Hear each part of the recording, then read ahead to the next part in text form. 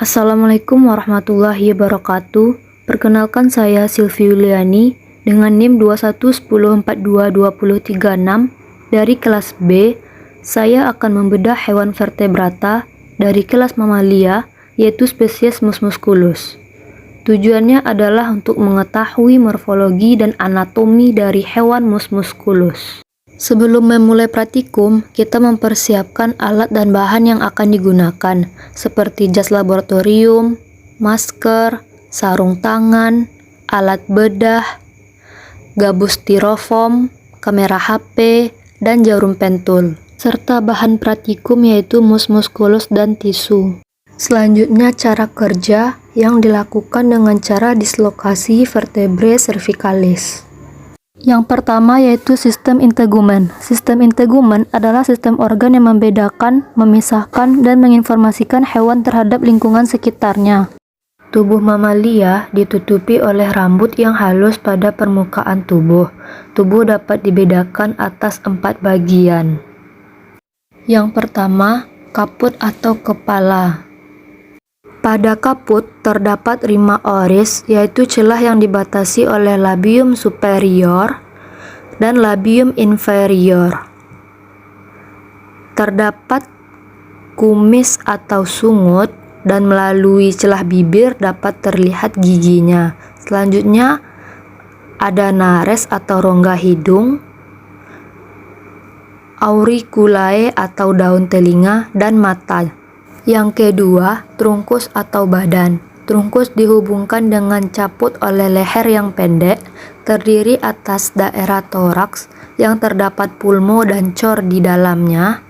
Daerah abdomen terdapat saluran pencernaan dan urogenitalia. Daerah dorsum atau punggung. Daerah glutae atau pantat.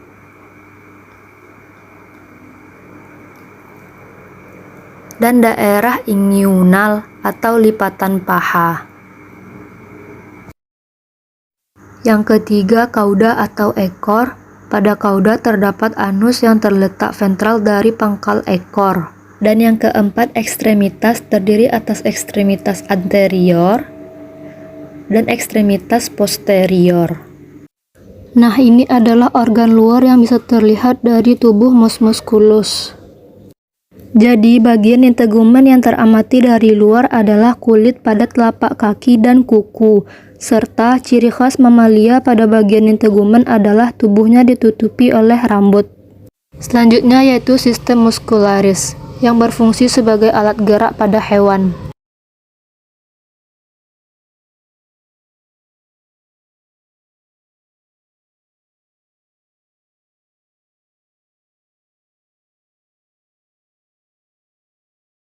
Yang pertama yaitu otot bisep, berada di lengan atas bagian depan, berfungsi untuk gerakan menarik dan merentangkan siku. Selanjutnya otot trisep, yang terletak berlawanan dari otot bisep, yang berfungsi untuk meluruskan lengan. Kemudian ada otot masseter yang terdapat di kanan dan kiri rahang, yang berfungsi untuk mengunyah, membuka, dan menutup mulut.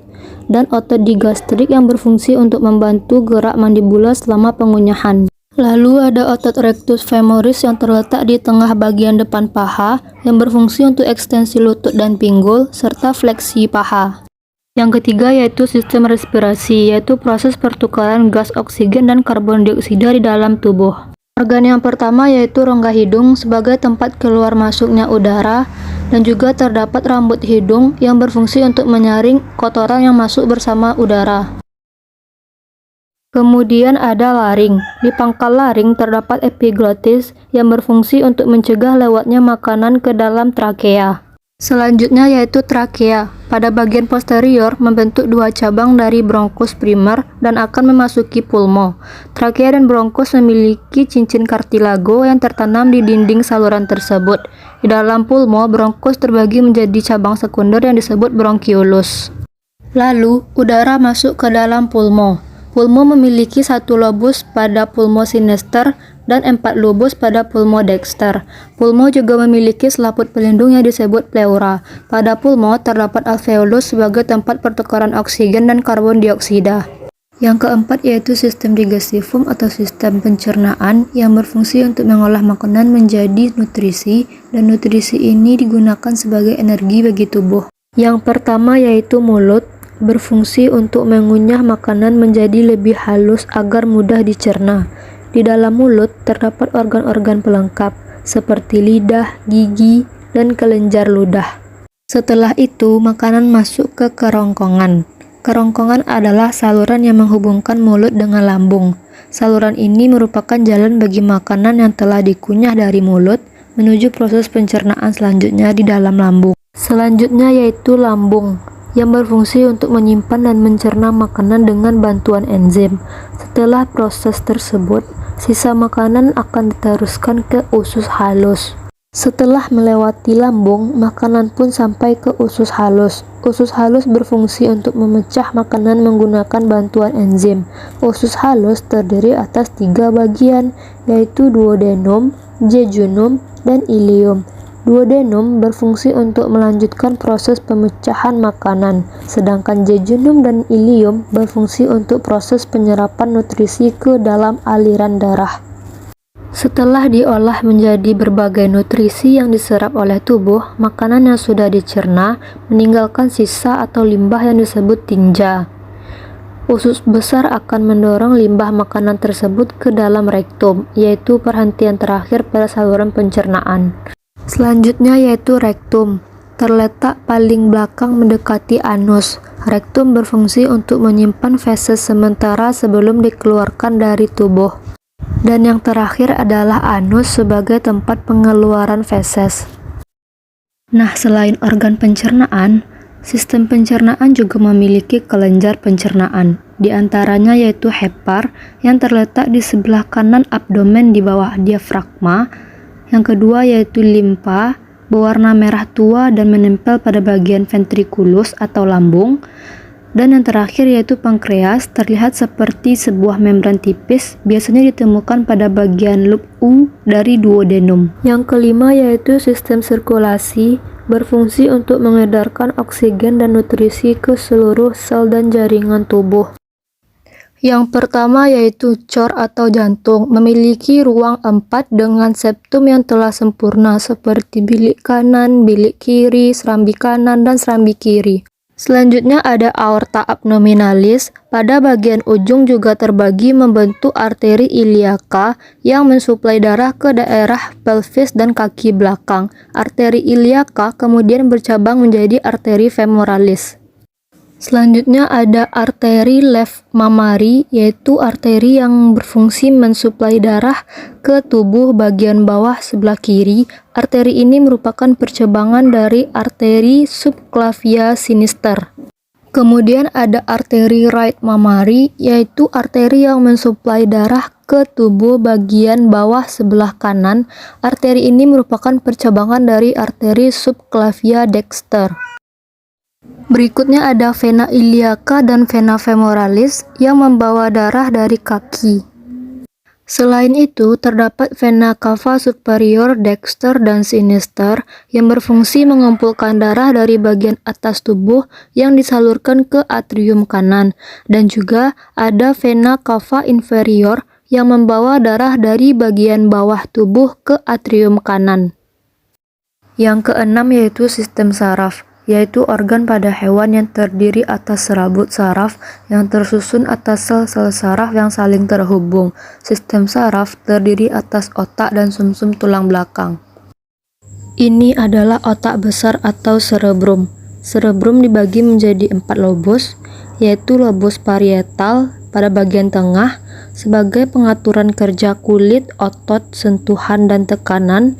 Lobus frontal bagian depan sebagai pusat perkembangan, lobus occipital bagian belakang sebagai pusat penglihatan, dan lobus temporal bagian samping sebagai pusat pendengaran.